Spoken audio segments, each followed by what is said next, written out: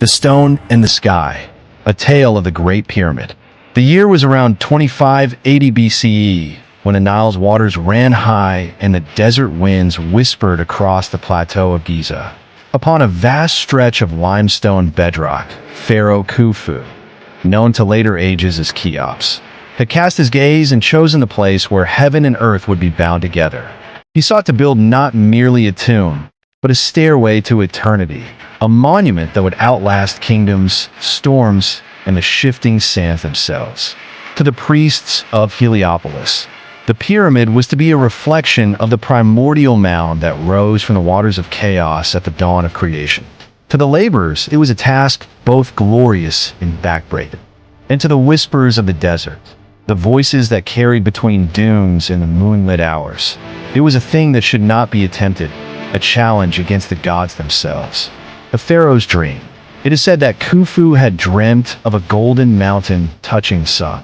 In that dream, the sun god Ra offered him a throne in the afterlife, but only if he built a resting place unlike any other. When he awoke, the command of heaven burned within him. Architects were summoned, scribes unrolled papyri, and surveyors stretched cords across the plateau. The task was impossible, and yet it was decreed. For 20 years, it would consume the lives of tens of thousands. Quarrymen chipping away blocks from Tura's gleaming limestone cliffs, bargemen guiding heavy stones down the Nile, and gangs of men dragging the blocks up ramps that seemed to ascend endlessly toward the sky. But behind the songs of workers and the whip cracks of overseers, there were other sounds.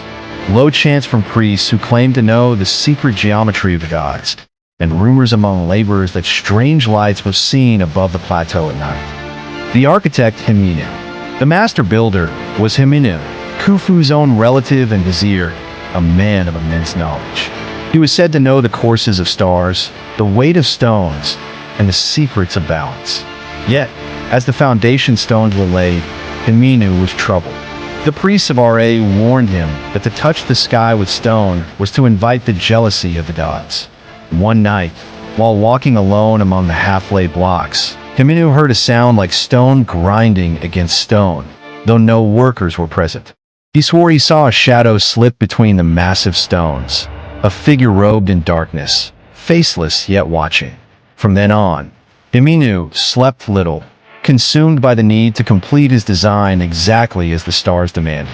Some said the pyramid was aligned not merely to the north, but to Orion's belt, the resting place of Osiris, Lord of the afterlife.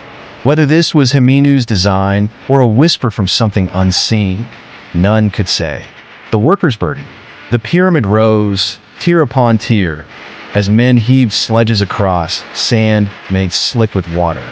Their backs bent, their hands bled, but they sang chants to keep rhythm. Raise high the stone, for Pharaoh is eternal. Yet among them, whispers spread. Some claimed that deep inside the growing pyramid, hidden chambers were being carved that no living man would ever enter. Others said that when the capstone, the benben, the golden tip, was finally set, it would capture the sun's fire and burn any who defied the king. One laborer, a man named Menka, told of seeing figures moving atop the unfinished pyramid under the full moon. Figures too tall, too silent to be mortal. His fellows laughed, saying he'd been drunk on date wine. But within the year, Menka vanished without a trace. The king's chamber. As the years turned, the heart of the pyramid was built. The king's chamber, a sanctum of red granite transported from Aswan hundreds of miles to the south. How such immense stones were raised remains a mystery whispered even now. Inside, the chamber was sealed in darkness, broken only by the glow of oil lamps. Here, Himinu oversaw the placement of the great blocks that formed the roof, each weighing more than 100 tons. The chamber was said to be built upon sacred proportions, so that when sound was made, it hummed with strange resonance, like the voice of the earth itself. One evening, as the workmen rested, Himinu stood alone in the chamber and spoke aloud a prayer to the gods for guidance.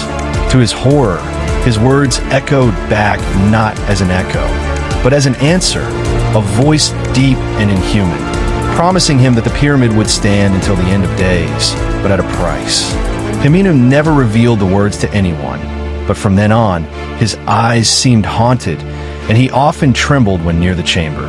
Completion and the Golden Cap. After 20 years of toil, the Great Pyramid neared completion. The final stone, the shining golden capstone, was hauled upward along a ramp that seemed to scrape the heavens. The entire nation watched, priests chanting, musicians beating drums, the people roaring praise as the sun struck the golden tip. The monument blazed like a second sun, a beacon over the desert. Khufu himself climbed partway to witness the final setting. His face shone with triumph, but those closest to him said his smile faded when he looked upon the capstone. For in its reflection, he swore he saw not his own face, but a skull grinning back at him. The curse of eternity. Khufu reigned for years after, but his once proud heart grew dark. He became cruel, distrusting even his kin. The pyramid stood completed, but the pharaoh rarely visited it. He claimed that in dreams, he saw shadows moving within its passages and voices calling him by name. When at last he died, his body was borne into the king's chamber with great ceremony.